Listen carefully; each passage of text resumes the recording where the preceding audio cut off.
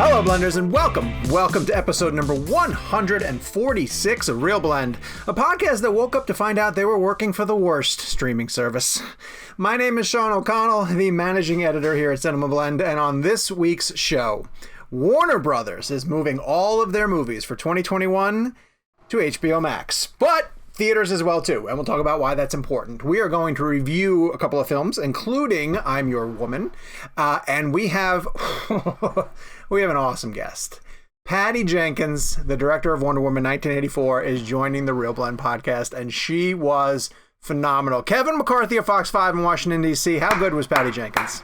She was amazing, and I can't wait for our audience to hear it because it's one of our favorite interviews that we've done. And like we talk about this all the time about getting into flow when you're in an interview, like and trying to find a rhythm, and like that one just felt like it didn't feel like an interview, it was more like a conversation. Jake Hamilton of Fox 32 in Chicago, where would you rank the Patty Jenkins? Top 10 for sure in terms of and you know I'm glad you brought up that flow, Kevin, because it's a feeling that is so difficult to describe to someone that doesn't do what we do. But the best way I can describe it is that we all plan ahead of time what order we're going to go in and what questions we're going to ask. And I think one of the coolest feelings is halfway through an interview, despite the fact that we planned things, one of us sort of, kind of calls an audible and starts doing something different. And for three people who knew each other, who maybe didn't know each other as well, maybe three people that are less experienced in this profession, it could kind of topple the dominoes and things could start falling apart. But we all know each other so well, and we all click together. So I know I'm blowing smoke up our own podcast. Yeah. But like, it's such a cool feeling to feel like you fully trust the other two people in this podcast to go like, oh, I don't know where he's going with this, but I like it, and I'm gonna. And when he's done, I'm gonna take the baton and go my own direction. It's a hard thing to describe, but it's the coolest feeling, and it's only the result of doing 146 episodes of this show. 146. Well, by now, you guys know that if you're watching us on YouTube, first off, thank you very much. While you're on the YouTube channel, please hit subscribe, turn on your notifications. If you're listening to us where you get your podcast needs served, we have descriptions down in we have details in the descriptions, thank you, that will tell you how to head over to find our YouTube channel, and you guys can join up and watch a lot of the stuff. I'm sad about Patty. We don't have a video for her, just the audio that went with it. But you can find a lot of our other stuff archived, some really great video interviews, and we have a couple of really cool ones planned as well, too. If you're looking for stuff to purchase for a film fanatic this holiday season, head over to cinemablend.com/shop and pick up some ReelBlend merchandise, t-shirts and mugs and some other really cool stuff. So let's get into this week's episode. We normally at this point do the weekly poll, but we're going to throw the poll results and the conversation on the topic to after the interview, because we really want to get to Patty, but we were talking to her if we thought, in the poll, we talked about whether we thought WB's decision to go to HBO Max for 2021 was the right one or a potential disaster. And Patty's movie is one of the ones that's kind of directly affected by this decision. And while we don't really get into it with her as a topic of conversation, Wonder Woman 1984 is really going to be a pioneer, trailblazer, and to experiment with how these movies are going to figure out how to do streaming in theater. And I want to emphasize, too, that we do not get into spoilers with her regarding the movie. I think we knew going into it that we were going to try to run it early. We didn't want to ruin any of the surprises that come with the movie, and just really wanted to sort of... which there are plenty. There are a lot that have not been revealed by the marketing. And she's also just so much fun to talk to in terms of her initial movie, the things that she was doing for the sequel, her involvement in the DCEU. She's just a great conversation. So without further ado, Patty Jenkins, the director of Wonder Woman 1984 on the ReelBlend podcast. Hi, guys. Hi, Patty. So good Hello, to Patty. See you. Good to see you. Good to see you, Patty. Guys. We are so thrilled to see you. Oh, awesome. Yeah. Oh, it's so great. Look at you guys. Nice to see you all. Good to see you. All three of us loved the movie, Patty. It blew us away. Thank you. And if we don't like a movie, we just sit here awkwardly and start the interview. We just don't say anything. Can I tell you, literally, how weird it was to make the movie, and then it just went, and then I finished the movie and I went into lockdown the next day.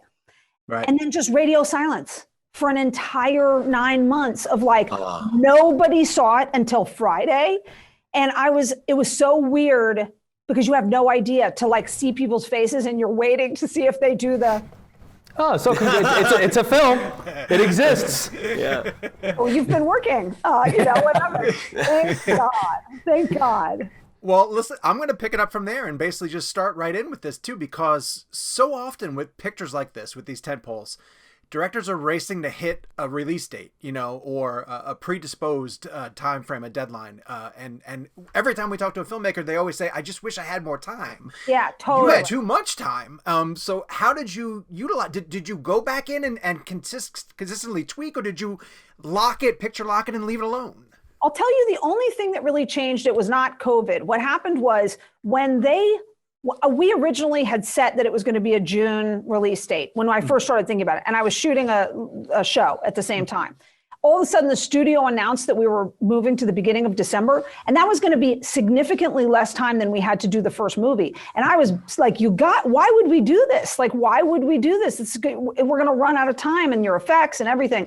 And so the first date change was actually, so we started shooting in fast and I had to be pulled off my show and I couldn't do the whole thing, And so the first date change from the Christmas to summer was what we were begging for. We were like, just give me time. But what it ended up affording us was having a window where we're supposed to be done with the movie in November. So that period of time did do something crazy because I finished the movie and then they said, well, okay, we think it's a little too long. So if you have any ideas or anything you want to try. So what was cool is my editor and I came back to LA and we just tweaked with it and messed around with it and thought of things. And we were able to then make some improvements and go back in.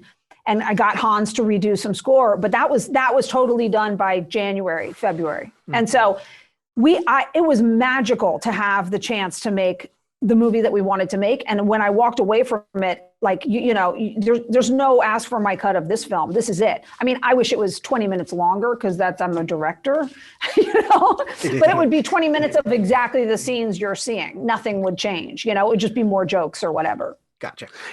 Patty, the last time I had the chance to speak with you was the first Wonder Woman, and we were talking about shooting on 35 millimeter and how beautiful film is, and you can see the grain swimming. It's such a beautiful piece of medium. It's just a beautiful thing to do. And you shot 65 millimeter IMAX this time around, which I believe this is the first time you've shot in that format. And I wanted to ask what scenes were used for that, because I saw the film in theaters and then I saw it on a screener link, but I have not had the chance to see it in the IMAX version yet, the 143. So I wanted to ask what scenes you shot in IMAX, and also with someone like Chris Nolan, did you have a chance to speak with him about his use of 65 millimeter IMAX cameras? Because I know he's been interesting about the idea of you can't get a ton of dialogue scenes done that way because the cameras are so loud. They're loud. I've talked to Chris about it a lot. Chris and I are friends, and Chris and I had a conversation that bored people to tears when we were at Cannes when I was first shooting Wonder Woman, and he and I started to push the camera and okay, so how would you, and everybody just drifted away from us. They were like, wow, this is super dull.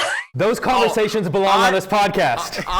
You would have seen me run towards you guys. I would have ran towards. That's what I mean. And I was fascinated because he's having a different experience and he knows so much more about it. And then I had experienced other things. And so, yeah, it's great. And he and I have had some great House on Fire conversations where only to another director can you get in the niche of like these details. And I like Chris a lot. So, but it was there. It's a very complex medium. The scenes we shot were the beginning and the end. And so all the beginning action and all of the end, the Christmas scene is all, and that, so it is a tricky format. They're big cameras. They're very hard to move around very fast. They're hard to do certain things with, but boy, is the footage just lush and gorgeous, just incredible. There's nothing. I mean, I think that's the highest quality image I've ever seen. Especially when you watch it on a Blu-ray and see the transitions. It's incredible. So, will the HBO Max have the transition, the aspect ratio transitions? We're talking about it right now. So I'm doing all kinds of elaborate tests to see what is the very best quality we can put out there and what would it look like on every single medium. So that's a fascinating thing to sit there and be like, if you run it through this, if you run it through that, which do we put out the Dolby Vision version? Do you put out the non-Dolby, what looks the best on home televisions? It's like frontier that we're going through, you know? Can't wait. Patty, I have a sort of a chicken or the egg question because I love how much the villains sort of support the story and the story support the villain. So I'm sort of curious, as a storyteller, do you pick the villains that you want and then find a story that justifies their existence? Or do you pick the story and then go, okay, which villains fit within this story so that it makes sense? I think it depends. It's different.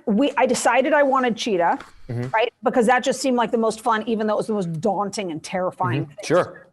I wanted Cheetah, and I was dead set on doing that. But as the story started to evolve, we realized we needed Max Lord, you know? And so then once we got Max Lord, then it was like, oh, then the two of them, and then how does that work? And then it became, what I loved about doing this is that every character in the movie goes, except for Steve, goes through the same arc.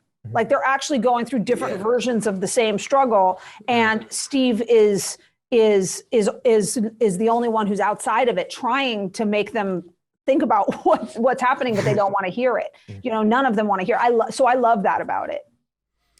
I'm glad you brought up Steve because I want to sort of transition to him if we could.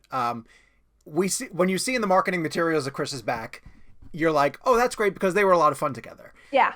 But what were those initial conversations like? Because you do kill him off at the end of the first movie, and that has to mean something, you know? So was there trepidation of just like, sure, of course, it'll be really fun to bring him back because their chemistry is great. But what were some of the things that you guys talked through about, like, is the audience going to make this leap with us? Of course, we want him back in the ensemble, but from a character perspective. It didn't happen in that order. I don't think I ever, as much as I wanted Chris back, I never would have put him in because I wanted to. Okay. Like it actually was born of the story that if you're thinking about what are the things that, you know, like just how the whole plot works, I don't want to spoil it, but it's but it evolved naturally from the story. And then I believed I could pull it off. And then, you know, I feel like every movie I've made, this is a funny thing. We'll see if it ever changes. Every movie I've made, the general consensus was that something was stupid and not going to make sense or work. And you just have to not care. Like we were the laughing stock the entire time I made Monster. Everybody was like, you really? You got Charlize Theron playing the whole time, you know? And then when we were making Wonder Woman, everybody didn't think that would work. And so you have to just have faith that all of that, if you pull it off, all of that goes away when the movie comes out, if it makes sense. And I felt like it made sense. Right. When you told Chris, was he surprised? Yeah, I told him early on enough that he was happy. I'm happy that people are seeming like they like that they're realizing, oh yeah, that does make sense. Yeah. And Pine is wonderful in the film. I loved him in the film. I'm going to ask this question completely out of context as to where this is in the film because I noticed it the second time I watched it. I noticed Gal Gadot's family in the film. I believe her husband and her daughter. And I wanted my son, and that's my son that she's playing with. My son's in the movie 3 times, playing 3 different characters. because of necessity. So the person playing Snowballs with Alma, with Gal's daughter, is my son. Oh wow! So how did that work? Like, how does that work out when you end up getting her husband and daughter in the scene? Does it happen on the day or is it planned? We planned it. We wanted to get them in there, and then it just ended up being. It's part of the reason we kept the Christmas scene was because it was so poignant. It makes me cry when I see it because of what the scene's about. Yeah. And then to see our own children. And we go on this journey making these films ourselves, where we're like, what is it really all about? What does it really matter? So to kind of bring it all home for her and her eyes looking at these beautiful children that are actually hers is like, it's just such a special, good eye. I don't even know how you recognize them. That's so great.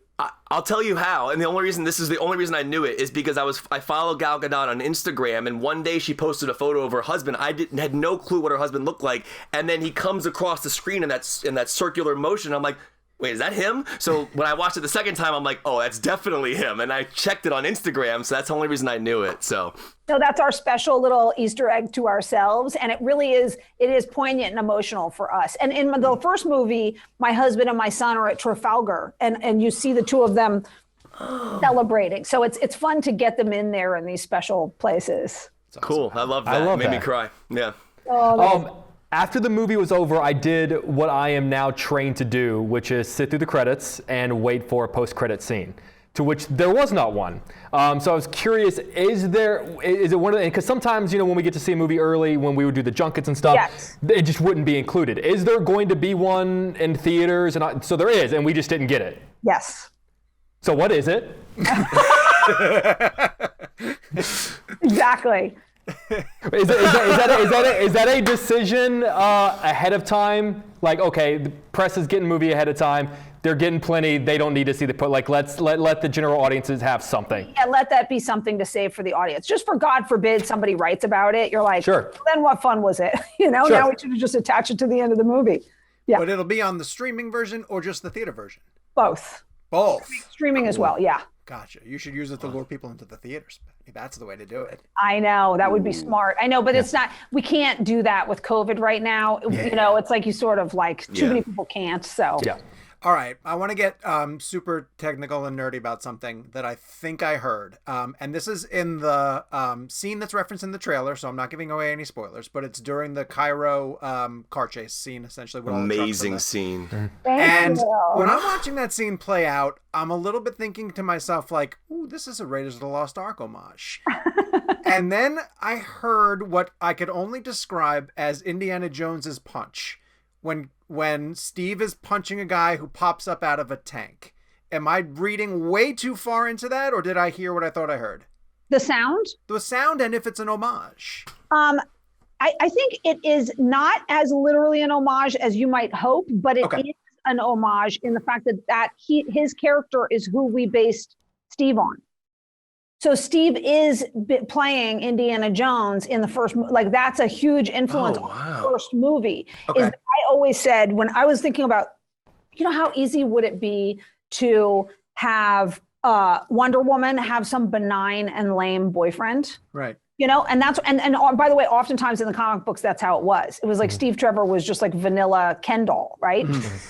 So my whole thing was always like when I was talking about casting, and even when I was, like trying to make this a role that I loved, I was saying like, no.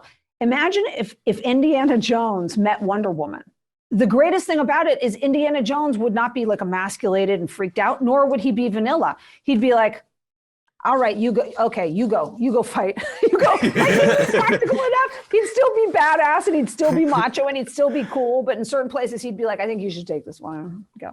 He just has that pocket. So Chris and I would talk about that all the time. Like, you have to just be intrigued by her, but you're as plenty a man yourself. And so Chris is very much influenced by that. So I'm sure he did model that after it. Okay, but you didn't use the Foley sound of an indie punch. We very easily did. There are a couple of those sounds that are like universal that we love to throw back to, to other movies. Have used like the scream. There's a scream that people have done so many times. Sure. The same The scream. Wilhelm scream? Yes, Yeah, exactly. So we put that in there too somewhere. I can't remember where, but Nice.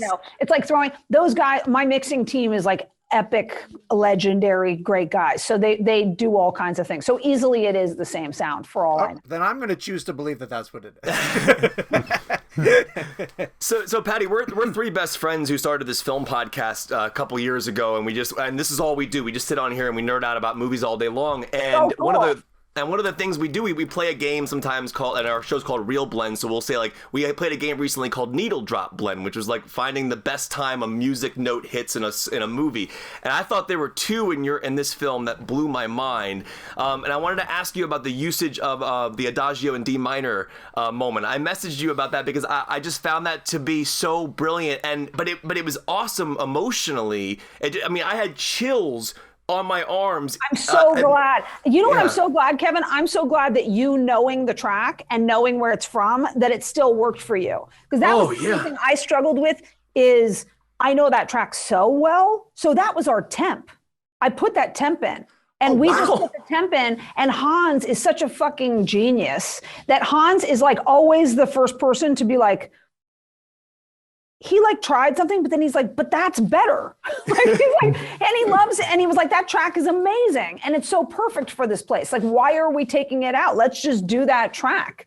So it was actually Hans who really was like, I don't want to go after that. That's better. And I don't want to just end up mimicking that. And that's so great for what it is. Let's just license that song. And so that was what we did. I so appreciate it. Here's the funny thing. That scene is, I cut that scene 1,000 times. I have an Avid, I edit myself, and I have an Avid in my room, and I did 40 versions to pitch to my editor, like, of it, because hitting the right pocket of momentum and emotion, the music has to have speed and momentum and be very present and emotional. And that song is like this rare, triumphant thing that also holds so much gravitas, and yet it's got drive to it and edge. Like and so it's just a great song. I love that song. Thank you. I appreciate that. I love that. And the second one, I'm sure you've already talked about it, but was the BVS score that popped in there at one point as well, which I loved. And again, that's like from because I'm a huge Snyder fan. I love Man of Steel. I love Batman vs Superman, the unrated cut as well.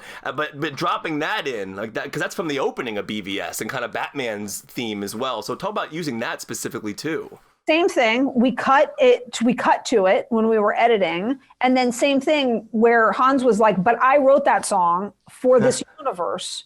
So why aren't we using it? That's what you do with themes. He's like, themes and things you can change. Let's just use it. And so same thing where it was so perfect, and we cut to the rhythm of it exactly. So then it was just, it was great. It was true. It's like, yeah, that's what we're the DC universe. We should reuse great themes. Patty, I screamed when that music played. I Really? screamed when that music played. And I know Sean well enough to know that he actually probably literally did scream. Oh my God. That's so funny. That's so great. It was great. It was great. Gal as Wonder Woman in this film has multiple great moments with children, with young actors. And every time I saw one of those moments, I thought like how great it must be for that young actor on set. When there are young actors like that on the set, and she walks out in the full incredible Wonder Woman outfit, the costume, what are their reactions? How do kids react? It's so great. Oh my God. It's so great. And when there are set visits, first of all, let me tell you that if you see Gal dressed up as Wonder Woman in real life, there's not an adult that's not sort of like, here's Wonder Woman. It's like, it's so incredible. And she looks so incredible as Wonder Woman. And so when she rounds the corner, it's just watching kids. They're in such awe, and they can't stop looking at her, and they're afraid of her, even though she's the best at disarming it. It's incredible. I remember we went to a children's hospital together, and Gal is such an unbelievable person. Watching her see kids get scared, and she would just come sit down and start playing Play-Doh next to them. It just makes me cry even talking about it. And she would just not look at them, and they wouldn't look at her, and she'd talk, and then soon they would soften. She's just amazing at this. Like, she really takes the time every time, and she comes to them however, and she means it. Like, she never doesn't see my son that she's not like, Ace, how are you? Like, really connects with him. She's such a good person. She really is. Yeah. She's Wonder Woman. I gotta love that one of the themes that sort of gets pushed forward in this film too is that she is socially reserved, that she limits herself kind of thing. And there's a scene very early on where she's eating out, and you take the time to where she's like, no, I'm not waiting for anybody, and the waiter clears the table. And my wife was watching the movie with me, and she was like, oh, my heart breaks. And I was like, oh yeah, I'm sure you do. And a little bit of jealousy, like, I'm sure she's really having a hard time. Well, that was actually why I included it. There was a lot of conversation where people were saying, can't you cut when she walks around the corner and the cab thing? And I was like, no, you have to understand that it's not that nobody likes Diana. Of course, everybody likes Diana. You have to see that it's her. That so when you have just the dining table scene, you might think I'm trying to feel sorry for Diana. Yeah. Whereas what I wanted to show was that he's like, hey, I'm a nice guy. And she's like, no, thanks. She keeps everyone at an arm's length. Patty, that's how it played. I wanted to ask really fast about when you were making the movie initially, you were part of, and the sequel was supposed to be part of this DCU when it was a connected universe. Yeah. And it feels like DC has gone in a way where you've been able to sort of branch apart and be separate. But as soon as I posted my review, I got a ton of messages from people who were like, how does it connect? Where does it weave in to Justice League and the movies that came before it?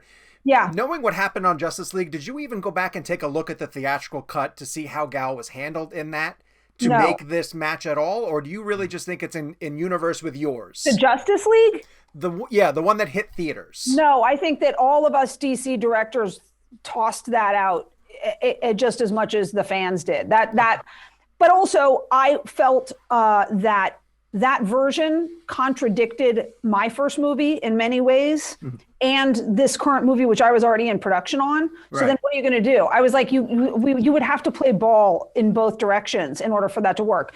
So the only thing I've done and tried to always do is when I knew when Zach was doing Justice League, sort of where she ends up. And so I always tried, like I didn't change her suit because I never want to contradict.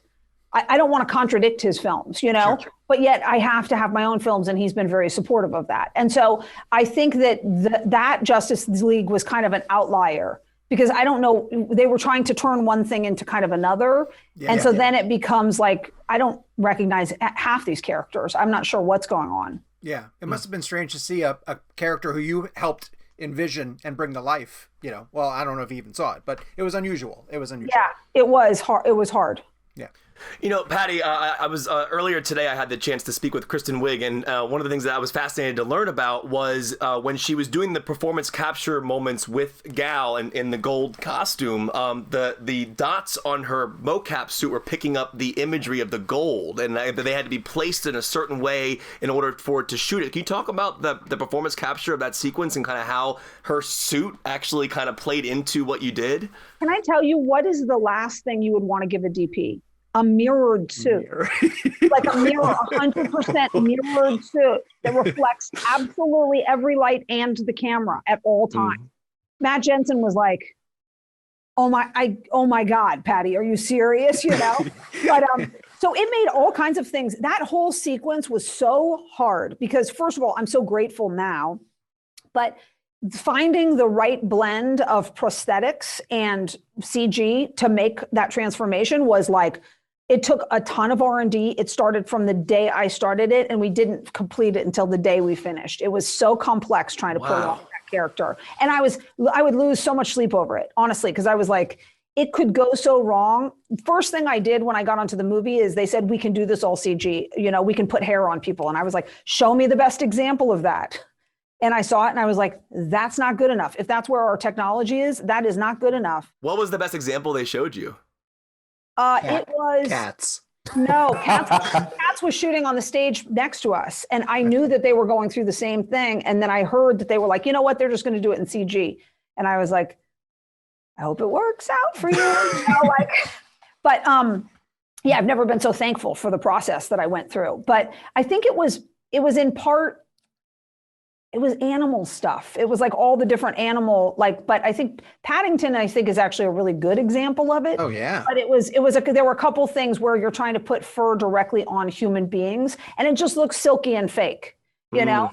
So it was like, I didn't want Kristen's face to become some animated bizarreness. So then we ended up doing tons of prosthetics, real work, and only took over certain parts of her body, and the rest of it is prosthetics. Wow, it looks amazing. Yeah. It looks amazing. Thank you. You know, Patty, because we are now as an audience so spoiled with binge watching things, watching one thing and immediately being able to press play on the next, I was so selfish in that as soon as I was finished with the movie last night, I'm ready for the next one. Like I know you haven't even started talking about this one, and you know, but we also live in a world where, you know, one eye is on what we're talking currently and one eye is on the future. Have you started at all thinking about what the third film would be, and are you more interested in telling stories of Diana before she meets up with the rest of the gang, like 1984, or would there ever be a story that's hers post all of that?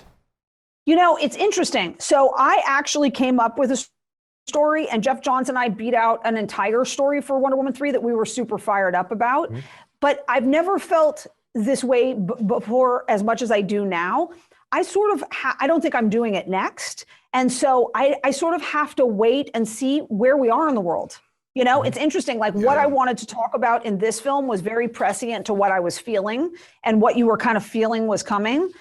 So now I'm not sure. So much has changed in the world. I still love the story that we came up with. I'm sure that parts of it would come over to it, but it's very interesting to try to, I'm trying to say, don't decide.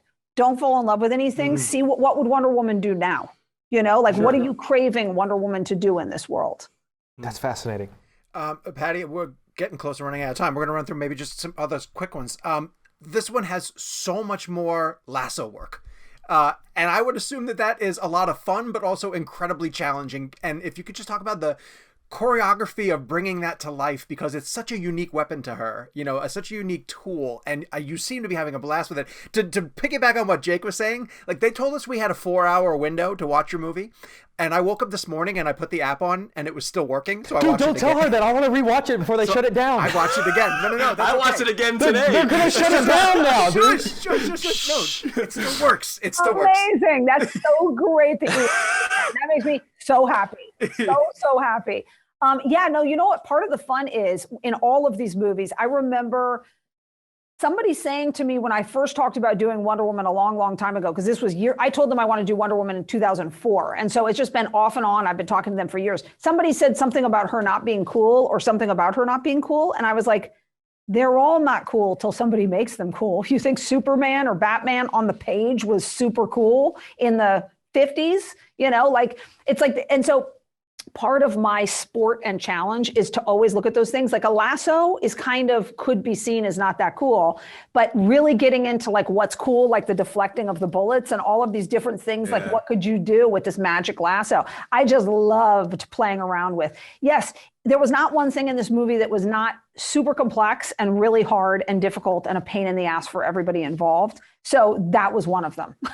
Yeah, and Patty, by the way, they're wrapping us. Our 100th episode of this show was done in Georgetown at a movie theater, and to see Georgetown the way you put it on screen, I just wanted to say thank you as somebody who lives in D.C., the Monument Walk, everything you did, it was just absolutely captured DC, the Metro. I mean, it was just amazing. So thank you for that. Oh, great. Thank you. Yeah, I used to live there, so I love DC and remember it fondly. Patty, we are so thrilled that you gave us the time. This has been a gift. Thank you so much. We love the film. This has been the funnest interview. So thank you guys. You guys are real fans. It's so fun to talk to you guys. And it's great to see you, by the way. Let's have you back on when you have time. Me too. I would love to. Anytime. Okay. Thank you, Patty. Thanks guys. Bye, guys. Bye now. Bye. We cannot thank Warner Brothers enough for giving us time, not just time, but 30 minutes for a full-on conversation. And it flew by. Didn't you feel like it went like that? Like I feel like I looked up and I was like, oh, we're done. Yeah, I know. And that's the thing with Patty, is that there's so many things you can get into. It was funny, as soon as we got off with her, I brought up a topic that is very, very spoilery.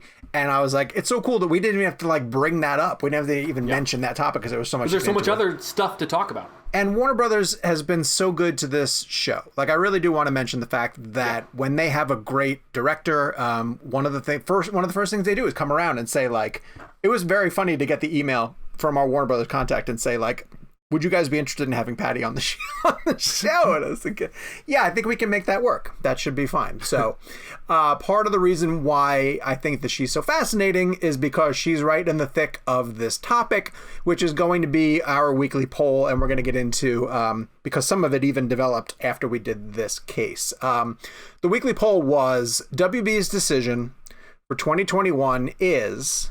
And I gave you two options, the right one or a potential disaster. Now, if you don't know what we're talking about, there was news that broke that Warner Brothers is going to, for now, go day and date with their full slate for 2021, where movies are going to go to HBO Max, and they're also going to be able to go to theaters where theaters are open and safe. For now, it's the full year. I was having a conversation with somebody today that, I mean, they could just as easily... Because of before we go too far down into the weeds, because the idea that there's a vaccine coming and because things could turn, quicker than expected, we could get to the point where we're in the middle of 2021 and people feel more comfortable going. And Warner Brothers could very easily, I think, at that point say, okay, the back half of our slate is going to not go to HBO Max. Which is arguably the bigger half. Well, it's Dune and what else do they have in November? And depending on let's say where the split is, potentially In the Heights, potentially King Kong versus Godzilla.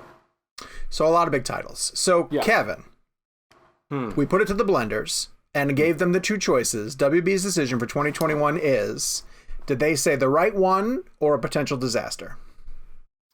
I have mixed feelings personally on this, but if we're talking about our listeners, I'm going to say potentially a disaster. 71% of our listeners said the right one. They said it's the right one. So let's get into the conversation. I'm gonna take that side I'm going to take the side that I think right now it's the right decision. Because I believe in this. I think when theaters are open again at their full strength, that movies are a strong enough draw that they will become events again. That they will lure people out of their houses, that people will still get excited to go see big screen entertainment again. And I just feel right now it's not safe enough to do that. But I do understand the concern that people are saying that if things go to digital or home video, it's going to be harder to make that pivot back to the middle. The thing that concerns me is that I don't know if the existing theater chains can survive financially until we get to that point. And I know that they are lobbying really hard through organizations like NATO, not the political NATO, but the theater NATO, to get government bailout and get assistance and to help bridge between that point. But I'm choosing, and maybe it's naively, but I'm choosing to be optimistic in saying that when we get through this rough period and we are to the point where people can go on a global scale, can go back to theaters and feel safe doing it, that those big pictures that we discussed on Warner Brothers slate, on Disney slate, if Disney ends up going down this way, that they will be big enough to lure people back. But Kev, you said you would go the opposite direction. You think that this might be too hard of a pivot? No. I mean, like I've been sitting on this a lot, to be honest with you. So I've kind of gone through a very different range of emotions. When the Wonder Woman news dropped, that's when I was like genuinely worried. Like that when that first story hit that Wonder Woman 1984 was going to HBO Max. And theaters same day. I was, you guys were on the text thread. I was like, what is going on? I'm like super worried about this. And I just started looking really more into what it means from an overall perspective. When the 2021 slate went to HBO Max and theaters in the same day, there's positive side of it is they're still releasing it in theaters. And they're finding a way to put out entertainment and content to the widest audience that feels the safest, either going to a theater or staying at home. I think my concern is more on Nolan's side about filmmakers and the work that they put into these movies for theatrical experiences, and the fact that their work is now automatically going to a streaming platform and theaters day of, which you really know that if a family is at home on a weekend, they're probably going to stay in the house and watch it on their television. Again, we're massive theater advocates. I saw Wonder Woman 84 in theaters and at home just so I could get the dueling perspective of it. But I made it a point to go to a theater to see it because I wanted to see it in a theater immediately. I don't have a definitive way I feel like about this right now. I'm not yay or nay on it. I understand the perspective. I just wish, personally, I think they could have held the films. That's just me. I do think that a lot of these movies, the Dunes of the world, the Matrixes, the bigger format films, especially Patty Jenkins' movie, I'm under the thought process that those should have been held.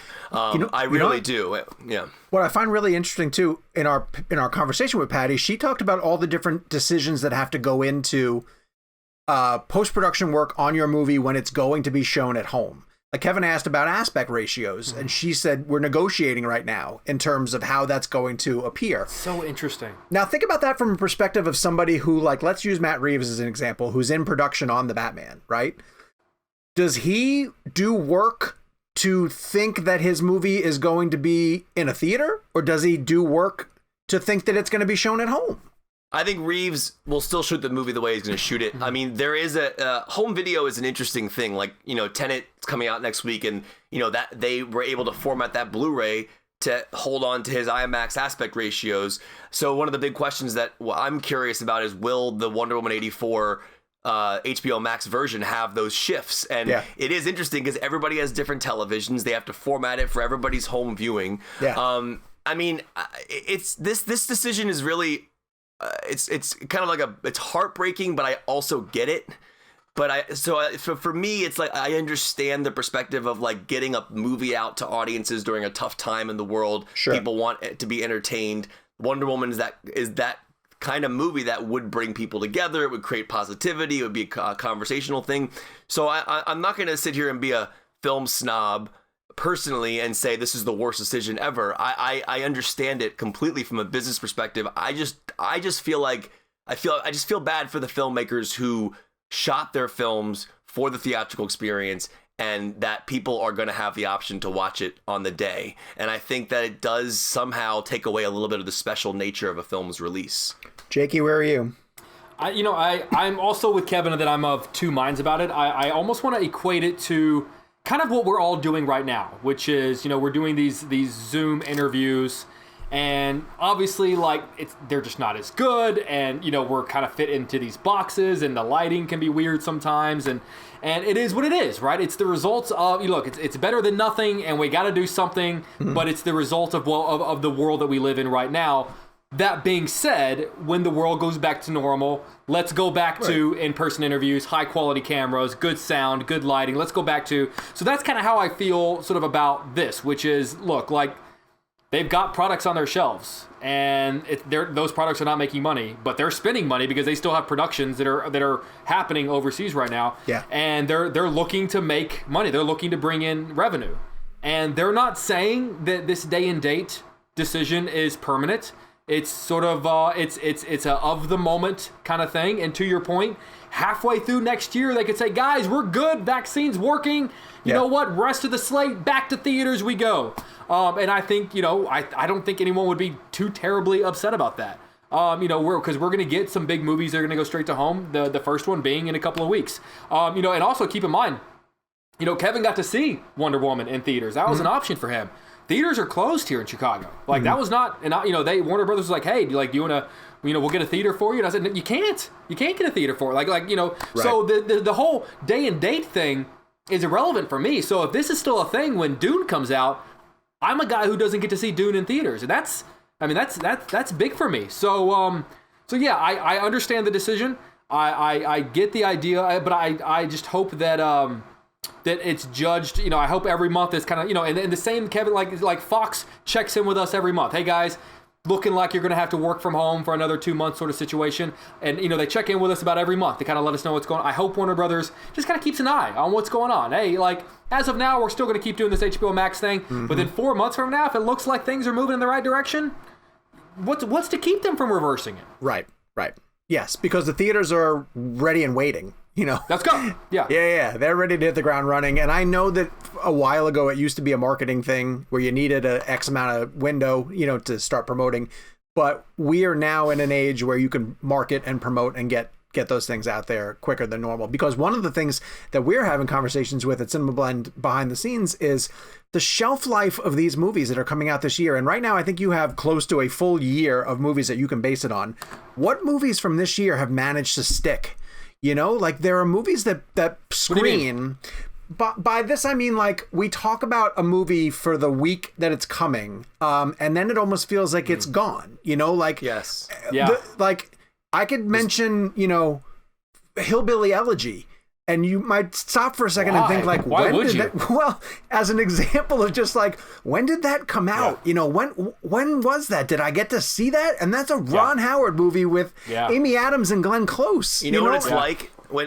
Here's what it feels like when these movies come out on streaming. It feels like you just binge the whole season of a show. That's a perfect comparison. There's no and then we forget about it. There's no week think about box office reports and press and premieres and all that. It's just interesting to me.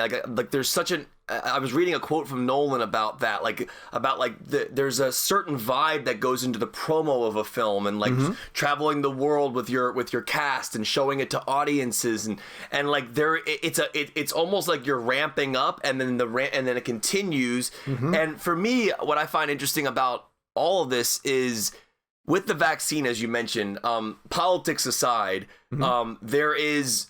I feel a positivity that things may be different next year. In the sense that I feel like there's going to be more focus on this and the vaccine and trying to clear things up.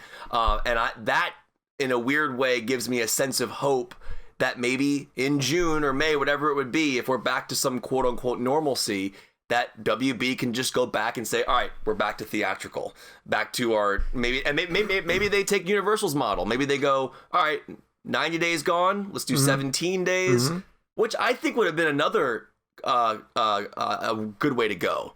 Like they could have done like a 2-week window. But I think the issue is that not everyone has access to movie theaters right now. True, and I get that, and that's why it's interesting. So I think at the end of the day, once we are back into a safe way of living and a safe way of going to the films, yeah, you're right. And Warner Brothers could switch this off in March or April, May if we're back to a good spot. So I want to point out too that we're recording this on a Wednesday, and there's an anticipation that Thursday that Disney's going to have a big investment call, and they potentially might be going down this route as well too with Disney Plus. So we will continue to track that progress and see where we go in terms of this. But it's been interesting to see some of the fallout from it. Legendary being pretty upset that they were told or were not told in a long enough time to react, and obviously they invested a lot of money in films like Godzilla vs. Kong and in Dune, and they expected them to be big screen events. I found this to be pretty interesting when reading over the case that they. I'm not sure if they filed the paperwork yet or not, but they were thinking about doing it. But they were saying that going to a streaming service could essentially tarnish the franchise potential of things like King Kong and Godzilla and Dune, which if Dune does well, they would like it to become. Did they not see the last King Kong movie? Yes. No, I'm sorry. No, the last Godzilla movie. Kong was good, yeah. No, Godzilla, Kong was not good. so much. Yeah, Godzilla. Dune is 2 parts. How do they gauge the success of the first one? They would like it to be a 6-part movie. Yeah, that is a really good question. Yes. How do you gauge if Dune did good? I think it's also worth mentioning, by the way, a sticky part of the situation, which I think James Gunn brought up in something he was quoted about. But the way the contracts work with the people that actually make the movies. Yeah. Oh, the back there are end. people like James Gunn they're under contract. Part of the payment that they expect to make for the work that they do is based on the box office. Yeah. Well, you heard about the Gal Gadot, Patty Jenkins controversy. Well, yeah, and what we don't know is this big corporation going to go, yeah, we'll give you what would have been your fair share, or are they going to go, sorry, streaming wasn't in your contract, that's all ours. One of the most famous stories. That's a big problem. But to Gabe's point, one of the most famous stories I ever heard was I was reading Arnold Schwarzenegger's book, and he told a story about twins. And he made the most money of his entire career on twins because he took he did all on the back end. Did twins do well? I think it did really well. It was big. But he lessened his upfront because he thought the percentages would be so big on the back end. Yeah. And so that's a really interesting point because box office, especially with some of these bigger films, that's an interesting question. That's the controversy right now is because I guess whenever they were figuring these deals out, and obviously they figured it out for Wonder Woman before the other films. I guess Patty Jenkins' agent and Gal Gadot's agent went to Warner Brothers and was like, hey, we were planning on making some back-end cash on this in theaters. What are you guys going to do to make this right? And they gave them each $10 million as okay, cool, since it's not going to go to theaters, here you go. And then they announced the rest of their slate going to theaters. So you have people like Margot Robbie and Angelina Jolie, like all these other actors going, I'm sorry, they get $10 million? Where's my tip? Because God knows they're hurting. Yeah, exactly. But still. I get it. It's a principle.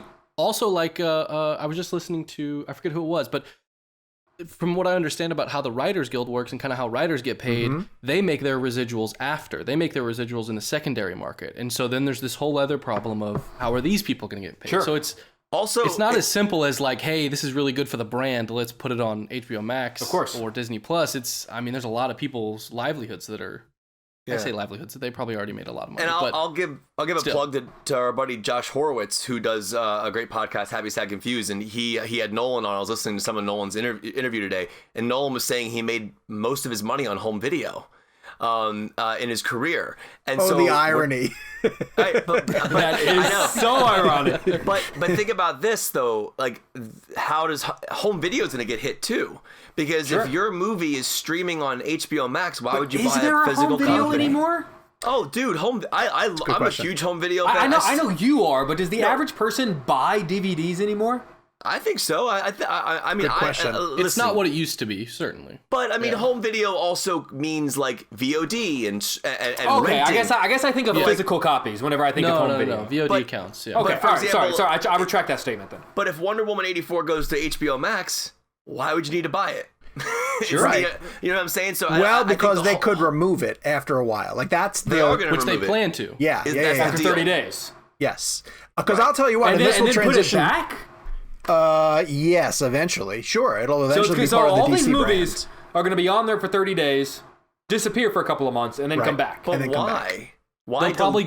They'll probably like come off, wait some time, release a Blu-ray, make money on Blu-ray. Then when the sales kind of top off on Blu-ray, then they'll release it on. That's what I would. So think record it on your phone while it's there. One of the things Don't. that No, I joke. don't do I that. joke. I'm sorry. I'm joking. Warner Brothers, I'm joking. one of the things Nolan ReelBlend's kept, Guide to Piracy. but Nolan kept talking about the economics of this and how like economically this is like I think he's thinking of from the point of terms of like there's a build up for a film and like and then like when it like we were talking about earlier in our conversation about it coming out and then we forget about it. There's something about I know what he said, and again I'll give Josh a credit for this. He compared like when a book comes out on hardcover to paperback. Sure. And like so you get the hardcover first. That's an exclusivity. It's a different feeling. Sean, you wouldn't understand anything about this. No, well, And then I don't get a and then hardcover copy.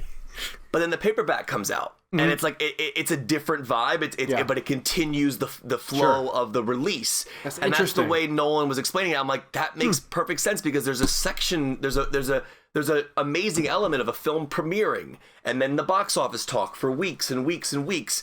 Then the Blu-ray release, what deleted scenes they're going to be. There's like it's a whole process that is being completely essentially negated. Well, by this kind of. But two things. Yeah, it is definitely. But we're in a pandemic, you know. Oh no, I'm not saying it's wrong. Yeah, I'm yeah. just saying it's But also- economically it's interesting. Also, it is fascinating that things do have to evolve. And I'll say it from this perspective, because of the audience that I see coming up. I got my screener for Wonder Woman 1984, and I turned to my teenage boys and I said, "Hey man, family movie night tonight. Let's go." And both of them were like, "We're okay." Really? Yeah, they didn't want to watch it. Michelle watched it with me. And it didn't matter that it was 1984. It could have been whatever. They just don't watch movies.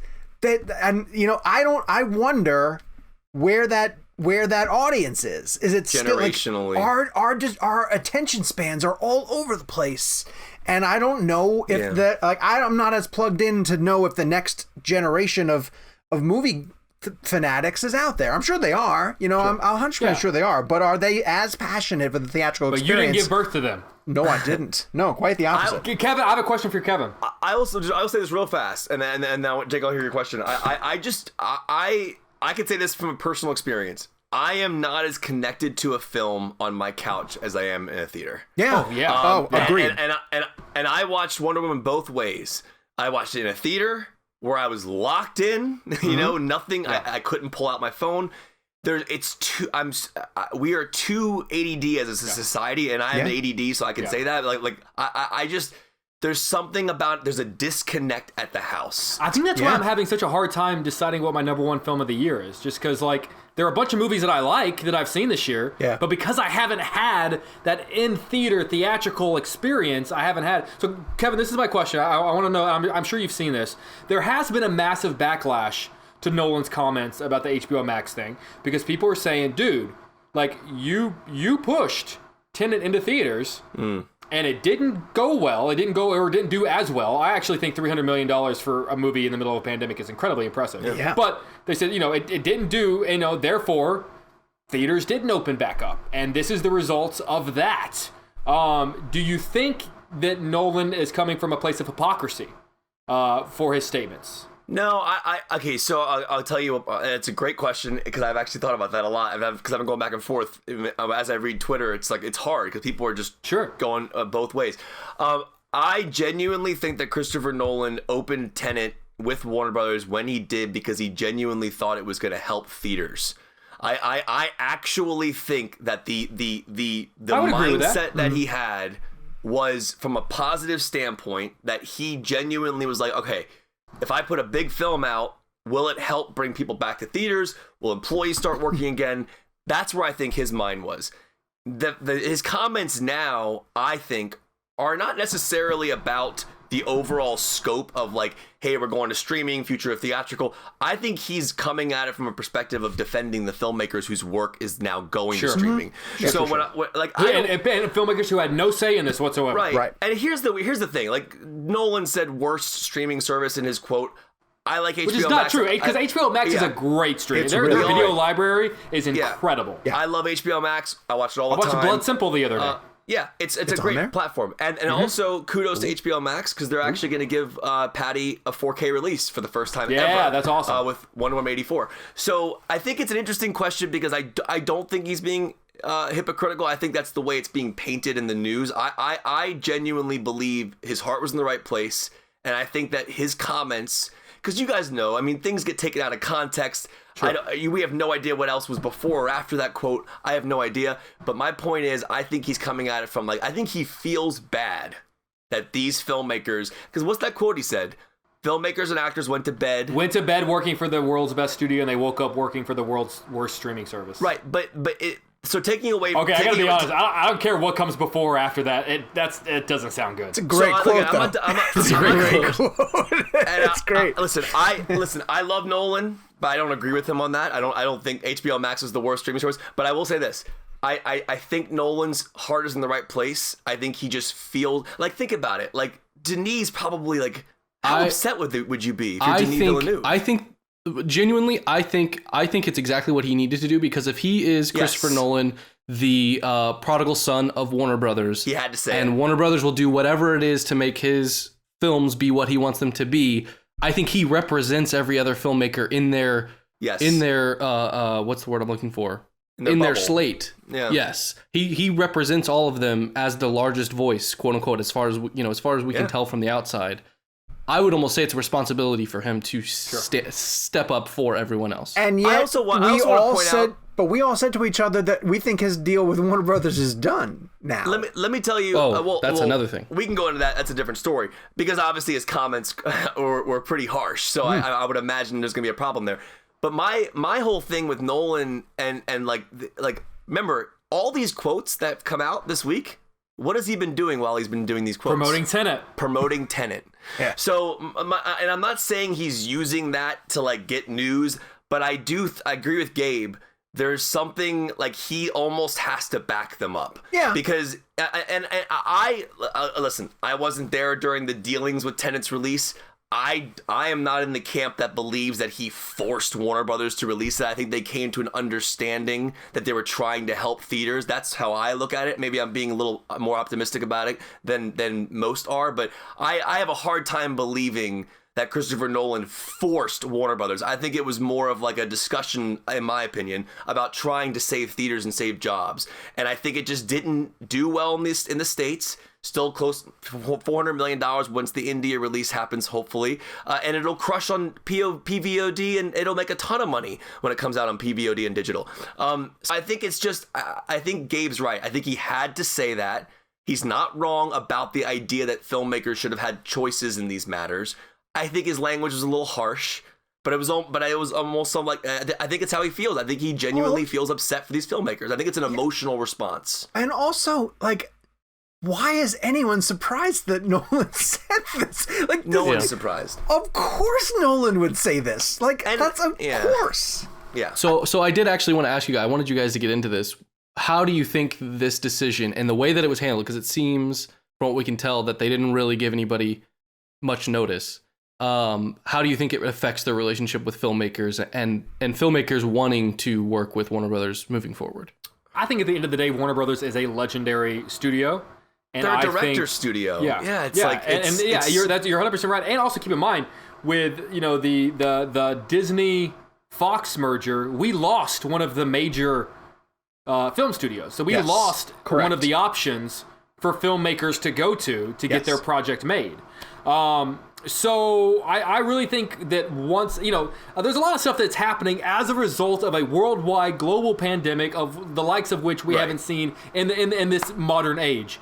And so I think on the other side of this, there's going to be a lot of understanding of like, look, things had to happen, you know, but now we're back on track, and here's where we're at. Here's what we're doing. I personally don't feel any anger or negativity towards Warner Brothers for this decision. I kind of, it's one of those things where I'm like, I get why you did it. I just don't necessarily agree with it, but I don't have, like, when the Warner Brothers thing dropped with Wonder Woman, and I texted you guys, and I was, like, super angry. I was, like, really fired up. Oh, I remember. That was just, I was just emotionally, like, I was scared, man. I was like, that's a really big deal that movie's going to streaming the day of the theater release. But I really kind of had to step back. I mean, like, as I've done, I'm 36 years old now, and I'm trying to be more open to discussions. I mean, Sean and I had a great moment when we went to saw Roma, and I had an awakening about Netflix and kind of what that reach meant to people. So it's, for me, I'm just kind of trying to understand it. I emotionally understand where Nolan's coming from.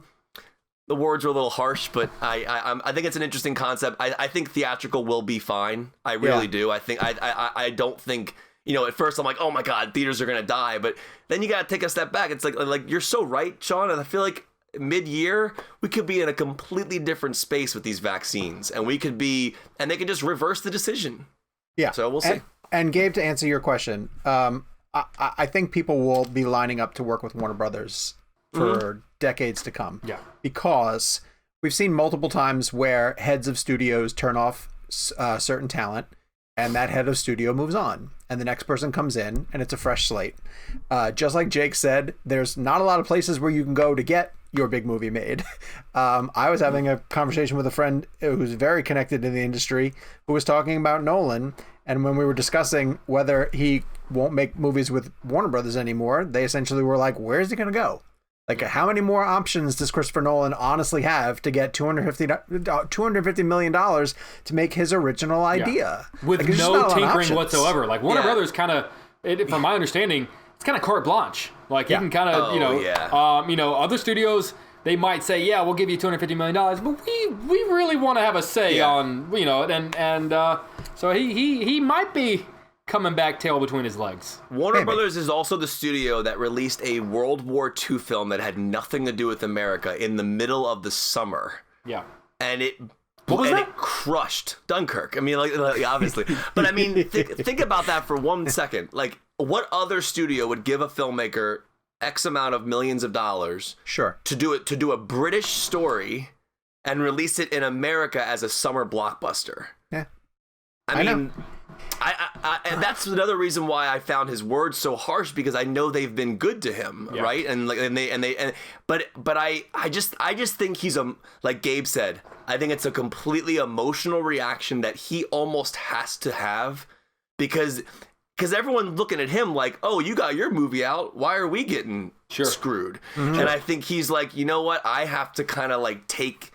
I have to stand up for my fellow filmmakers and go. But more people might end up seeing Wonder Woman 1984 than saw Tenet. How do you gauge? HBO Max. How do you gauge? Because everyone on Christmas Day is going to press play. They are. Wasn't that always going to happen, though? Yeah. Wonder Woman 84. I mean, Tenet's an original idea that is with a leading star that, I mean, again, we know who John David Washington is, but he's not a name. And, you know, Pattinson can pull. Pattinson has a very niche audience, but people aren't. He's going not a box to office draw, right? So like Tenet, Batman, baby, he's coming back. But Gabe's Nolan, waiting on the Lighthouse too. Yeah, Nolan, Electric Boogaloo, Lighthouses. But Nolan's the name. Nolan's the star on those films, right? Do you know how different these conversations would be if we had tangible data of how things do on streaming? Well, if we could point to successes and failures. The way that we do box office. They don't want us to be able to point to failures. I know. I think there's a reason that we haven't heard about Mank streaming numbers. I'll tell you something that's really interesting. I don't mean to name drop, but when I interviewed Ron Howard for when I interviewed Ron Howard Tank. Sorry, that's really good. No, not at all. No. Right when you said that, Lauren delivered me a chocolate, and I kind of missed it, and then I caught it, and I was like, I'm delayed on my laugh. So this is actually really, really interesting. So I interviewed Ron Howard for Hillbilly Elegy, and one of the questions I was interested in asking him was, you've worked in all these different realms of ratings, PG-13, PG, R. And I said, when you know you're directing an R-rated film, is it more freeing as a storyteller knowing you can just do whatever you want? I didn't think about what a wide range of rated. That's interesting. That's really interesting. And so he starts answering the question, and then he gets really truthful, which I thought was a really kind of a really eye-opening thing for me. He said great moments. But when I make Hillbilly Elegy, I'm not making it for everybody. I'm making it for a very specific audience who's going to watch it on Netflix. So when a filmmaker makes a film for a studio like Netflix, it's almost as if they don't have to worry about the wideness of getting everybody. Because if you like Mank, for example, that cinephiles, boom, all right, great, that would check them off. They'll watch this, right? So Ron Howard, basically, paraphrasing him, essentially said that like with Netflix, I get to make a specific film that I don't have to cater to the wider audience. And I think those types of situations, like Mank never, I don't think, would have gotten a studio release. I really don't feel like any studio would have put that out like on a wide release. So in all honesty, I'm thankful for these streaming services, especially Netflix, for giving Michael Bay puts Six Underground on there. Yeah. They're going for a specific audience. They're going to, $200 million budget. So it's a very interesting thing, and I think we can gauge it, but I don't think a lot of these movies on these streaming platforms are meant to be these hundreds of millions of households. Well, I think it's important to mention the filmmaker perspective in this as well, because we talk about wanting to know from the outside the success of a movie because we're constantly inundated with box office data and weighing things against each other with that. But I've heard tons of filmmakers talk about how much more they enjoy the Netflix model of, we get to make a movie, they paid us what they thought it was worth to make this movie, and they don't tell us how it did. They don't want to tell us, and we don't have to worry about week one what did it do. I can just tell the story. And Netflix is handling the imagine that relief. I don't have to worry about it. Yeah, but how long can that last? Netflix. Well, they haven't really made money. But look at Five Bloods. Well, they did just increase our monthly subscription price by $2, right? Because eventually they're going to run out of it's not a limitless amount of audience members or subscribers, right? Sooner or later that has to top out, and then that's what they do. I guess they up the cost too. One day, at sometime in the future, Netflix will have advertising. Yeah, because they'll get to a point where so one day Netflix becomes television. Exactly. They're going to buy it. Aren't they going to buy a channel? Didn't we talk about this? Yeah. In France? Or they're starting their testing. That's what Hulu does. Hulu does the thing where it's more like either they have ads or you can pay the more expensive price and you get it without. But that's run by the traditional. But like YouTube does that too. For example, because YouTube's streaming like the first 19 James Bond films in the month of December for free, but they come with commercials, I just mean a streaming service like Netflix, once they, like Sean is saying, once they get to the X billion people that are no longer going to get a meaningful increase year over year for their stockholders, they're going to introduce something like ads so that they go, check it out, we made X% more money this year, because that's how capitalism works. By May of 2021, Chris Nolan will be on Peacock. Quibi. He's season 4 of the new Saved by the Bell. Quibi's back and more vertical than ever. All right, let's move on to the next topic because for this reason, we're talking about big time entertainment potentially going to streaming and watching it at home. And if I have to watch Spider-Man 3 at home next December, I'm gonna cry. I'm gonna literally. There's no other film coming. I'm not even Dune. I'm not that I want to see in a theater than Spider-Man 3, and particularly at the size and rate that it's potentially going at this point now. So we can confirm, I believe, that Alfred Molina is going to be in Spider-Man 3, and I say we believe because it at least was in the Hollywood Reporter. And wasn't there another big character announced today? Charlie Cox, Daredevil. Charlie Cox. But see, here's where I don't believe those. I don't believe these leaks that are coming out. If it's not in a trade paper, it's on the internet, Sean. So far in the past 48 hours, we have heard Tobey Maguire, Andrew Garfield, Kirsten Dunst, maybe Emma Stone, Charlie Cox, all piggybacking off of the Alfred Molina news. And I have spoken to Sony.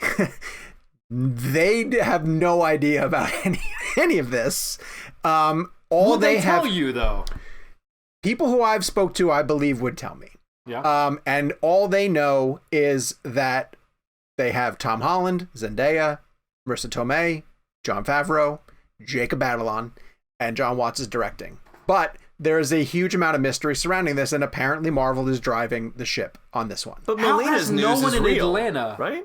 Molina's news is real. Molina. I think Molina's news is real. I don't That's a believe real the rest story. of it. Yes, Yeah. I don't believe the rest of it. How have none of these actors been spotted in Atlanta? I think Molina was, and I think that's kind of really? what triggered it. Yes, Yeah. I think Molina was. Okay, so do you think they're going to get Willem Dafoe back? So here, okay, so let me After he does Lighthouse 2, yeah. I'll tell you what I think my theory is going to Lighthouses. be on this. Because there's been a lot of speculation that's been springing out of this about how, like, poor Tom Holland has yet to get a Spider-Man movie that's just his movie, right? Yeah. Like, he had to share with Downey for Homecoming, and theoretically had Nick Fury, which turned out to not be Nick Fury. Yeah. Now he's finally back in New York, and are they going to saddle him with a live-action Spider-Verse film all in one? We know Benedict Cumberbatch is in it. That's confirmed. And we assume that Cumberbatch is going to introduce the multiverse.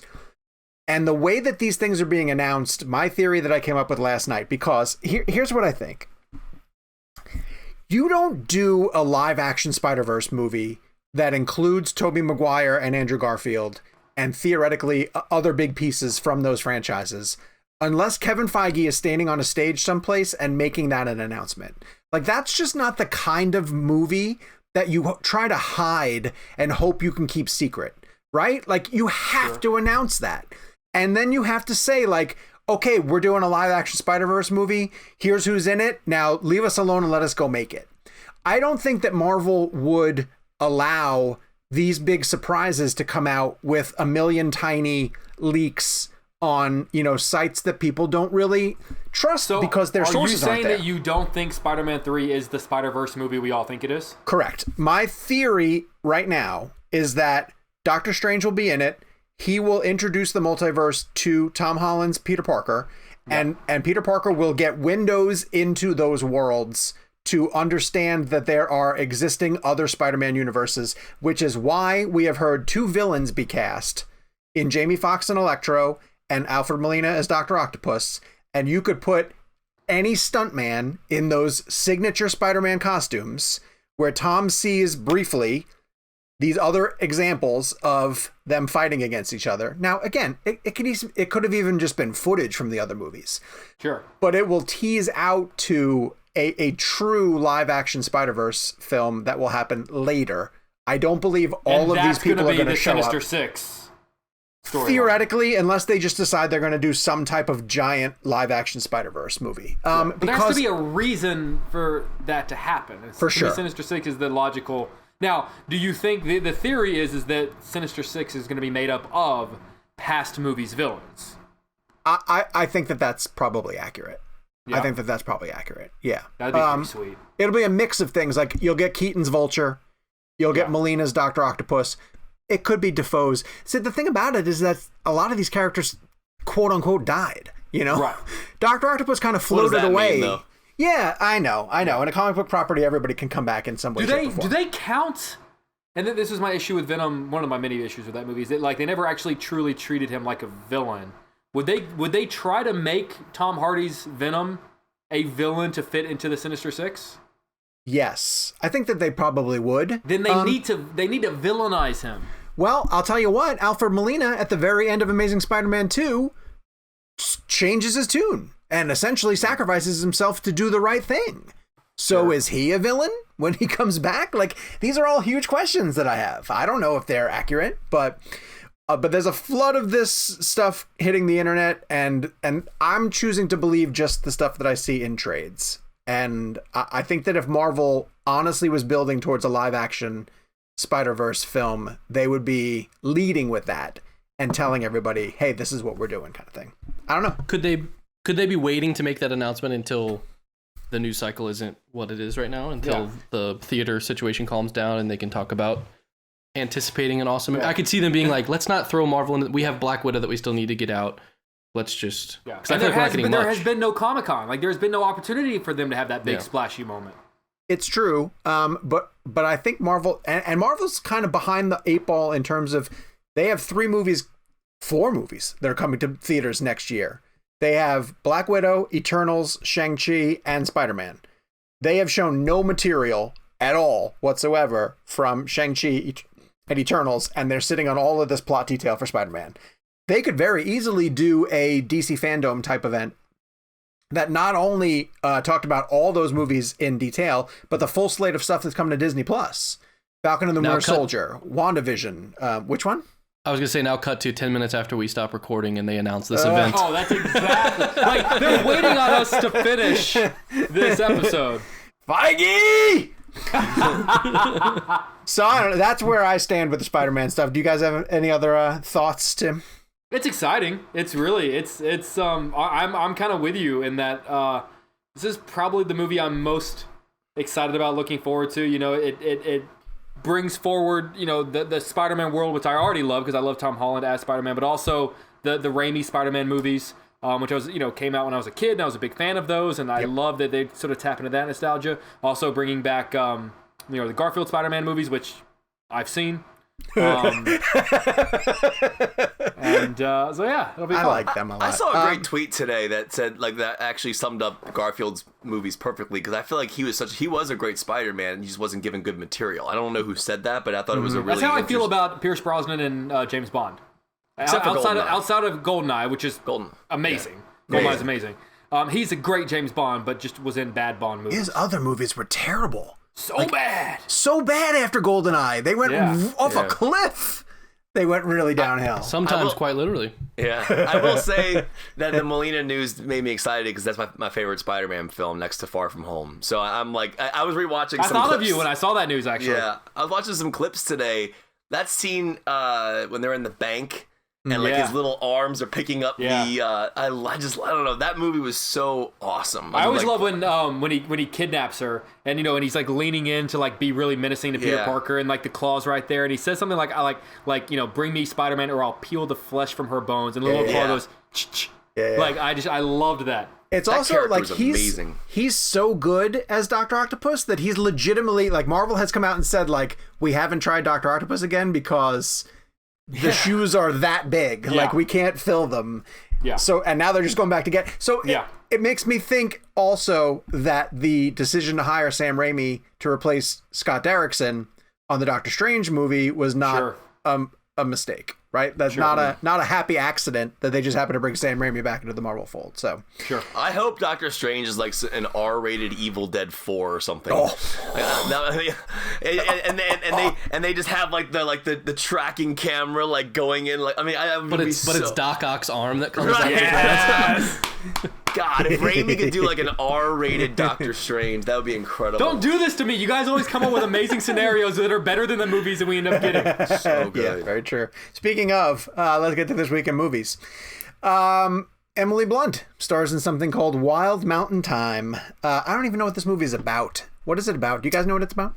It's basically, it takes place in Ireland, and there's two families, and Christopher Walken, he's passing his farm or his land down to his son, but he doesn't want to give it to his Jamie Dornan's character, so he wants to give it to his, I think, a cousin, which was John Hamm's character. And Emily Blunt also lives in Ireland, and she's in love with Dornan's character, and but he doesn't know it, he's oblivious to it, and that's kind of, it's like a romantic story. But it's also directed by, I'm blanking on his name, who wrote Moonstruck and directed Doubt. He directed Joe vs. the Volcano. He directed John Patrick Shanley. Oh, really? Shanley. No kidding. Yeah. Oh, that's right. So he won an Oscar for writing Moonstruck. Yeah, he wrote Moonstruck. It's from that perspective. But yeah, that comes out. It's so funny. We did press for it today. It comes out Friday. Yeah. Like, I absolutely, it comes out Friday. Oh God, I gotta air that stuff. I know. When the interview ended, I'm like, I got an email from my rep. They're like, "Hey, you're airing this tomorrow or Friday?" I'm like, "What?" Oh, I was like, thank you. It comes out this week. What? And so no, but like Jake and I both did the junket today, and Emily Blunt was so awesome. Like I love talking to her. She's just, I love. She ranks as one of the best interviews, right? She gets it. Yeah. She gets it. She's just a nice person. And Jamie Dornan's actually a really funny interview, too. Yeah. He's a really good interview. I got him for, like, the 50 Shades movies, and I know those movies weren't well received, but he's a good dude. Like, that dude's a cinephile, huge cinephile. He's also sneaky, crazy popular. Like, yeah. We run stories about him on CinemaBlend, and they crush. Dude, he has a huge fan base. His wife scored the film. Oh, really? That's Amelia cool. Warner. Yeah, okay. So his wife is. So I was doing the junket today, and I was talking to the director, John Patrick Shanley. Yeah. And I was like, what was the thought process in hiring your leading star's wife to compose your film? And he was like, the funniest part about it was I was basically able to. I can't fire you, so please do a good job. I can't fire you. You're the wife of my lead star, so please, if you don't mind, just do the best job you can. Wouldn't it be so great if he hired her first because he really liked her scores? Yeah. And then she was like, my husband is an actor. And he's like, all right, I guess so. I'll put you in. Funny story about Jamie Dornan. I'll keep it in like a minute. I was interviewing him for the 50 Shades movie, and I don't know why we got into a discussion about In-N-Out, but he told me that when he moved to Los Angeles, you, that's why. Yeah. Well, I know. I'm trying to remember how it came up somehow, but like he started telling me about this burger that he used to eat all the time when he first moved to LA. It's called a 4x4, and it's a special burger on the In-N-Out menu. It's not on the menu. It's like a secret thing. It's 4 patties. 4 slices of cheese and then 2 buns. And like, they're buns and they're like toasted because they're the best. They're better than Whataburger. Jake, I'm just kidding. But anyways. Does it come with health insurance? Yeah. No. So listen to this. So I'm a huge In-N-Out fan. So the interview ends. Well, first of all, I'm looking at it. I'm like, dude, how are you eating 4x4s? How's that possible? You're shirtless in this film. Like I'm afraid to turn my shirt off at the pool, the beach. So I go to In-N-Out a couple weeks later and I try it. And I was kind of ambitious about it because I still got a milkshake and fries. And I think it was either one of I can't remember, like there was some big event happening on TV that night. So I got back to my hotel room and I'm sitting in my bed and watching, I don't know if it was like the Super Bowl or whatever it was. And I could feel my arteries moving in my body. Like I will never forget. I've never felt my arteries before. I literally could not walk to the bathroom. I was like, I was so. I mean, 4 patties, 4 slices, and I forgot to bring it up to him today. I'm like, because I have a photo of me holding the 4x4. It's as big as my head. And I'll just so that's my Jamie Dornan story and. He almost killed me, basically. So, thank you, Jamie. That's horrible. Appreciate it. All right, we talked about the prom on last week's episode. So if you want to go back and listen to Jake's takedown of that Netflix movie, you go check that out. HBO Max is also going to have Let Them All Talk, the Steven Soderbergh film with Meryl Streep, which I'm really excited to see. And I'm disappointed that I didn't get a link somehow. Eric Eisenberg reviewed it for CinemaBlend and gave it a really good review. I've heard from a lot of people that it's actually surprisingly good. Candice Bergen, and who's the third woman in it? Meryl Streep. No. Meryl Streep, Candice Bergen, and who's the third? Is it Diane Weiss? Oh, Diane Weiss. Diane Weiss. Yeah. God, I would line up to see it for those 3 alone. So that's phenomenal. Okay, so that's coming to HBO Max. And then, Jakey, you saw I'm Your Woman, which is going to be on Amazon Prime Video. Is that Rachel Brosnahan's? Yeah, Brosnahan. I really liked it. Normally when it comes to like movies about thieves, the wives of these characters tend to be secondary characters, if not important at all. This is about the wife of a thief. The thief has to disappear. Something happens. He does something bad, and he disappears, but sends someone to take care of his wife and their child. Mm-hmm. And so the movie is kind of told through the perspective of like her, like she knew that he was into some shady stuff, but didn't know the details. And it's her kind of going on the run with this guy who was sent to protect her, slowly piecing together what her husband did, who her husband was, and like where he is now. Like what is happening? Like I have this child in my arms. Like where do we go now? What is our life? What do we do? And it's really it's a familiar story, but told from the perspective that we don't normally get, which I think really makes it interesting. And I think Rachel Brosnahan is an incredible actress, and she does a really amazing job. It's got a great supporting cast. I really dug it. That's cool. I'm excited to see people who are like, if they get success early on in television shows, start to explore film opportunities. Because and she was great. I don't know if you watched House of Cards. She was great in House of Cards. I did not watch that. No. Yeah, she had a pretty brutal ending to her Oh, character. it was very Seven-like. Remember that shot where he took the van out to the desert? Oh, it was very Seven-like. Very Seven. Dude, Yeah. I might watch this one day. You shouldn't. No. House of Cards? Or watch like the first That's what 4 we're talking seasons about. and House then of stop. Cards. Yeah, no, I know. Yeah. Oh. Well, that's okay. I'm not going to catch up with House of Cards. And also, like, dude, like, come on. It's It House also of goes off a cliff. Well, I mean, you know, You know what happened. Not that so Kevin the lead- Spacey, not the Kevin Spacey of it all. I mean, from a story. Well, you perspective, know that. I'm Well, asking. from a story, from a story perspective, you know that like his character is just straight up not in the last season. No, I didn't even know that. They kill him off in between seasons because of what happened to him. Dude, they really? Yeah, so he got assassinated or something between the second to last and the last season. That's Robin funny. Wright Penn is the president, Robin Wright right? Penn becomes president. Okay, Yeah. that's hilarious. Yeah. Oh, it's bad. she's also it's really in. bad. What? She's in Wonder Woman 1984. Yeah. And what did Michelle call her? Michelle said, "Oh, that's so and so from." That's what she said. She goes, "That's what she said."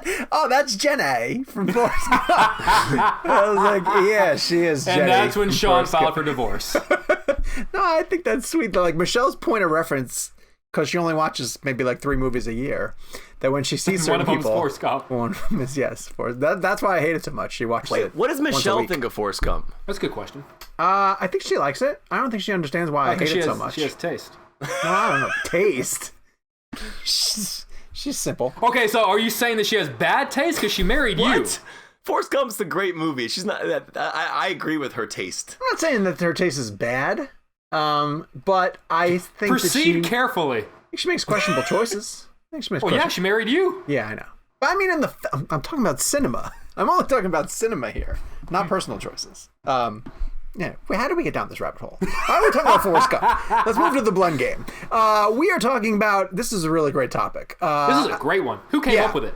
It was Jake, and so I'll let you start, Jake. We're playing actor turned director, and this is based off of George Clooney, who we were all lucky enough to speak to last week for his new film coming to Netflix.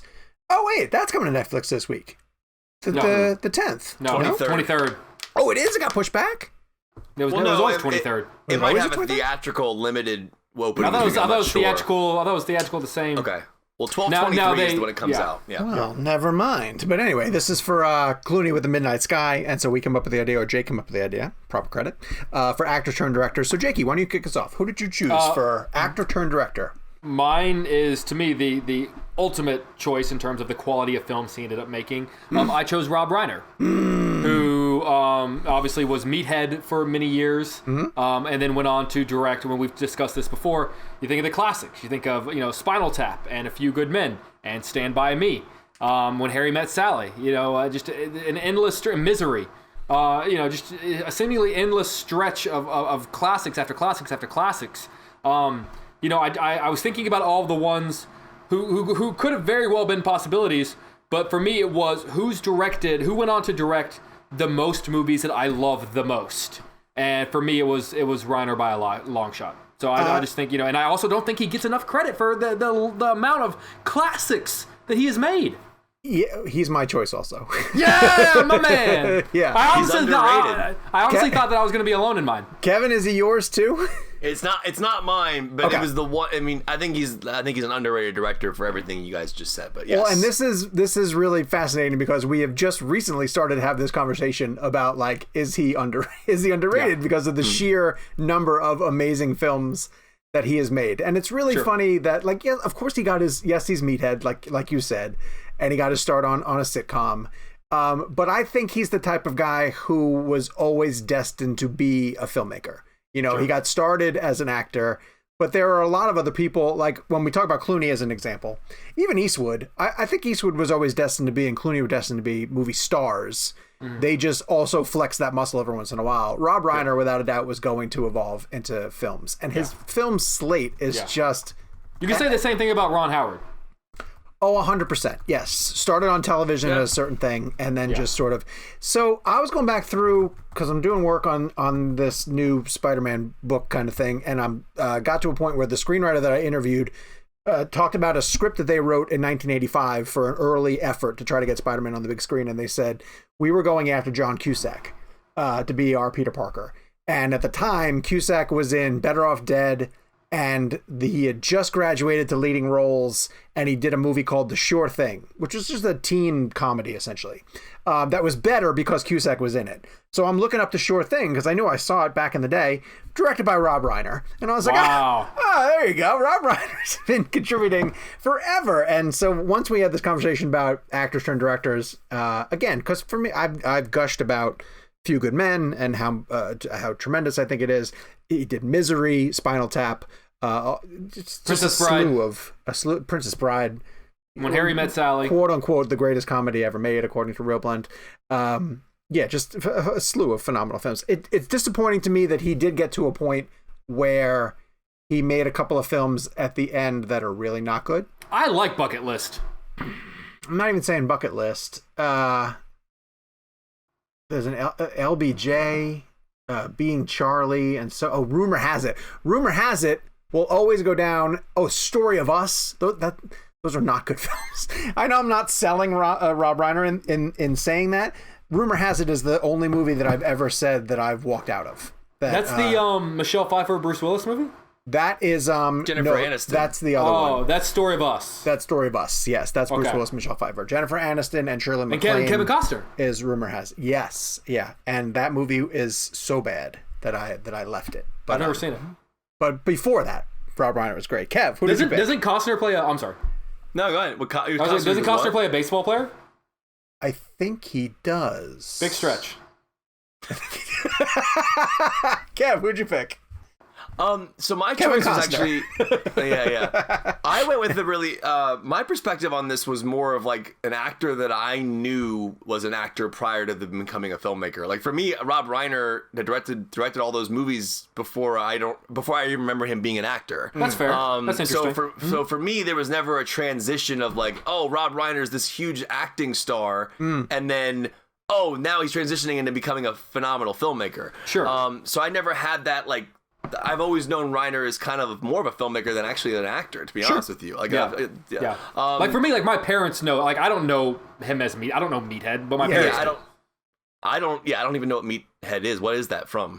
It's a nickname for his character in All in the Family, which was a I've never huge seen All in the sitcom Family. in the 70s. Right. So I didn't even know what Meathead was. So, so my perspective came from like what actor have I seen in my time that threw me a massive curveball and became one of the best filmmakers of all time. And mine was Jordan Peele. Because Interesting choice. Yeah, that's because interesting. Really interesting choice. It was pure shock when I saw Get Out. You know what I mean? Like, I mean, I think Jordan Peele is hilarious. I mean, I loved Key and Peele. I loved their sketches. I think that, I think that I always envisioned him as a comedian, and I always saw the bits he would do as Obama and all that kind of stuff. So when I went to I love the LA, one where like some people he shakes their hands. That some people meme he is hugs. never not funny. So funny. It's like- so great. But that's why it was such a shock when I saw Get Out for the first time. I was genuinely blown away. I think Get Out's one of the greatest movies I've ever seen, and I've seen it so many times, and it is better every time I watch it. Well, and I even loved us, like if I would have assumed that Peele might have switched gears and gone for like a straight comedy after doing Get Out. But instead he went deeper into the Twilight Zone type horror stories that I guess he finds fascinating. But it also opened up his world for me of the idea of how similar comedy and horror are. I never thought about it. What I mean by that is from a reactionary standpoint, from an audience member.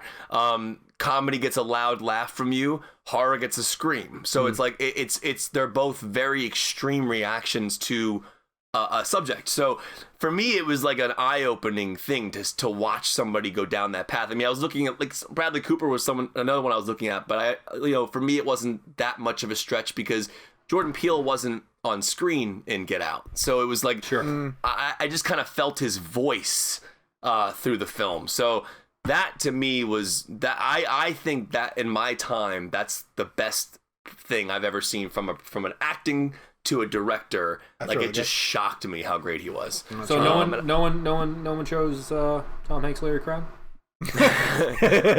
Not only did no one here choose them, I didn't even see them mentioned by the audience. Jeff Mayman went by with... the way, can I mention that Gabe had a good one? We were texting earlier about Greta Gerwig is another good one. That's a good one. That's a really good one. Or Olivia Wilde. There's like Affleck some really... was probably my second choice. Well, Affleck Affleck got a lot of mentions. Greta Gerwig got a lot of mentions. The reason why I don't go with them is they just haven't produced the number of films. And with Jordan Peele too, like I can't wait to see what else he does. Tom Hanks, if he had only done That Thing You Do, maybe he'd be way That Thing up there You Do for too. me. Yeah. When I was chatting with Kevin about it, the perspective that I mentioned, not that this was like the rule of the game, because I know you guys get really particular about following the rules of the game, was if I'm thinking about who's my favorite, I'm thinking about who gets me the most excited right now. If I'm like, ooh, there are movies coming out. Like, I agree with you, Rob Reiner, from an overall perspective. Mm-hmm. But if I go, okay, Greta Gerwig or Jordan Peele have a movie coming out, I'm going to be way more excited for both of those than I am Rob Reiner. Well, you know what? When Spinal Tap 2 comes out, you don't get to go see it with us. But Reiner's one of the most continue with the audience picks. Spinal Tapping. Clint Eastwood and Ben Affleck got a lot of mentions, particularly by Jeff Mayman. Kyle David Perry said Greta Gerwig. I have a hot take, by the way. Yes. I don't know if that Eastwood's a great director. I think he's a good director. He's made great movies, but Unforgiven, Mystic River's the best thing I think he's ever made. But I'm an Unforgiven. I love Unforgiven. I don't necessarily think to myself that Clint Eastwood's a great director. I understand what you're saying. Do you know what I mean? Yeah, no, I understand what you're saying. Story that I know I tell a lot and we laugh about it, but that story that I hear about them on the set and the DP was like, hey, if we hang out for an hour, we can get this shot with a really amazing sunset. And his response was, yeah, but in an hour I could be playing golf. That like, I lose a little bit of respect for him as a director hearing that story. Sure. Because it's just like a great director would be like, yeah, let's hang out and get that shot. Yeah. Well, I don't know. I think I think it's two different schools of thoughts. I think I love that perspective from the sense of the spectrum that is filmmaking. That it's not just you need to pay attention to every detail. Not every director, works with actors very closely. Yeah, not every director works with every actor very closely. Some directors don't do any of the technical, and all they do is worry about performance. Like there's so much give and take there. Well, this is a huge conversation that we could eventually have of the definition of a director, because there are a lot of times that like I define a director as storyteller. Sounds like a bonus episode. I think Clint Eastwood is dedicated as a storyteller. I think Clint Eastwood gets into the idea of the story. He just tells it as economically as possible.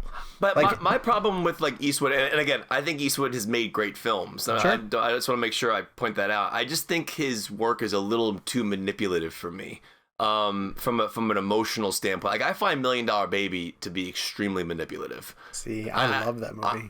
I love it. I just find it's a little heavy-handed. That's for probably, sure. I'm with you. I'm with you on that, Kevin. You know what? I almost would argue that when Eastwood really succeeds, it's in spite of him. Sully's great. I like Sully a lot. Sully's good. I like Sully. I liked what was it? Letters from Iwo Jima and the other one. That was Flags good. Of Our Fathers. Flags of Our Father. Yeah. Mystic River though is a masterpiece. But that's because Dennis Lehane. Bridges of Madison County. I think he and Meryl Streep together are tremendous in that film. So what with him and the monkey? Either Any Which Way But Loose. There we go. Or Every Which Way You Can. I think they're both. He did 2 monkey movies? He did 2 monkey movies, yes. Every Which Way But Loose and Any Which Way You Can. I believe that they are. Is one a sequel to the other? Yeah. Gabe, I know you're rapping us, but I gotta get to the bottom of this Clint Eastwood monkey almost trilogy. You guys don't remember because you were wee little ones. Those movies were huge. No. Oh yeah, they were enormous. He directed those? Yeah, I'm pretty sure. No way. Clyde was the name of the monkey. And they were just... I've never seen them. Oh, yeah. They were like, oh, Jake, you would fucking love them because they're just like hillbilly shit kicker movies. Like, yes! I am stunned that they didn't show them in your elementary school growing up because they are so totally in tune with what you would... I mean, there's no plot to them whatsoever. I think the plot of one of them literally is just... It builds and builds and builds because Clint Eastwood is going to have a fight with this guy in the middle of town. and then it like is a lengthy. Why is there a monkey there? Bare knuckle fights. Well, he hangs out with the monkey. He drives Why? around with the orangutan. Why? Not a monkey, an orangutan. That's his best friend, Clyde. Clyde drinks beer. I have a dog with me at all times, so I guess I can't really say anything. No, it's just that would be his Daenerys. Is Clyde the orangutan. They're phenomenal movies. They're phenomenal. We need to do a watch party. Sylvia I swear to Barrera God, if that's our next watch party. says Ben Affleck, James Vasquez says Angelina Jolie, and Rachel KH, another tremendous pick, Penny Marshall. Penny Marshall is a really, really good pick. She made some phenomenal films. For next week, reach out on Twitter using, all right, Gabe, I need you to explain this one to me. Hashtag original release blend. So this is one we've talked about before, but we could never figure out a hashtag. Okay. So for original release blend, it's a bit of an explainer, and sorry it's clunky, but the hashtag is what it is. This is a film that if you had a time machine and could go back to the opening weekend of any movie and experience the opening weekend, that's the one. So I will clarify that it's not what could you go back in time and watch for the first time. Mm-hmm. It's culturally, what cultural zeitgeist moment of a movie do you want to go back and be a part of again? I think of Jaws, Alien, Star Wars, Lord of the Rings that had Kevin, those big, I think I know yours. Some recent ones are like Get Out and Black Panther. Those had Kevin, big, is yours in black and white? It is. Yeah. Oh, I know Kevin's. Okay. I know Kevin's. That's fun, though. This is going to be a fun conversation. This is a great one. No, this is great. Hashtag original release blend. This is fun. So, you can use that hashtag, or you can email us at realblend@cinemablend.com. We have no reviews this week, so if anybody feels like sharing the show with a movie fan that would love the show, please do so. And then... I got a review for us. Oh, please, Kev, share it with us. It's from... Kev, where's your mom been? This is disappointing. This comes from C. Nolan 2530. Okay. Yes. Worst streaming podcast ever. Fair enough. But he's on it. Well, he was once. I don't know if we're going to get him again. He goes to Josh Horowitz's show now.